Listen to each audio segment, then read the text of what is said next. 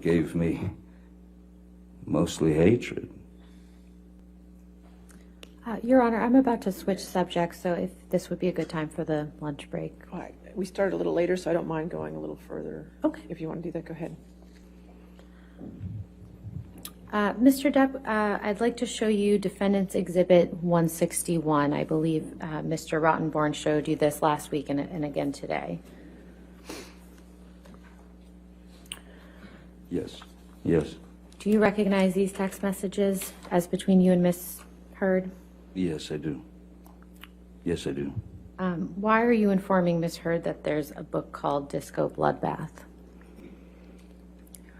When I texted her, 2:30 in the afternoon, I was in a bookstore, a used bookstore, or a bookstore that had a lot of first editions and things like that, which was sort of a passion. And I saw a book called Disco Bloodbath, and I thought it was a funny title. I can't say that I was necessarily referencing anything other than I thought it was a funny title, Disco Bloodbath. It sounded like a sort of a bad slasher movie to me. So I said, just thought you should know that there exists a book titled Disco Bloodbath, that's all. And then she said, we need that book.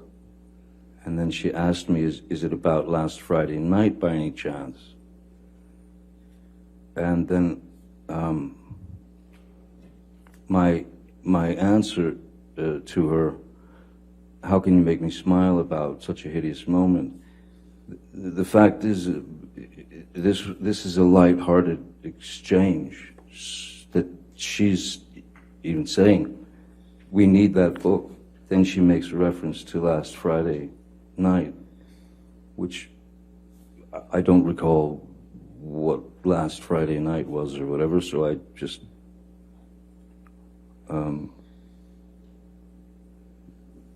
how can you make me smile about such a hideous moment? A hideous moment could have been some grotesque thing that we saw on television. It could have been anything. I don't recall now, but all I was saying is, and it even says at the end of my text, that's all, Disco Bloodbath, you know. So this was not we were not butting heads in this exchange whatsoever. It was very lighthearted.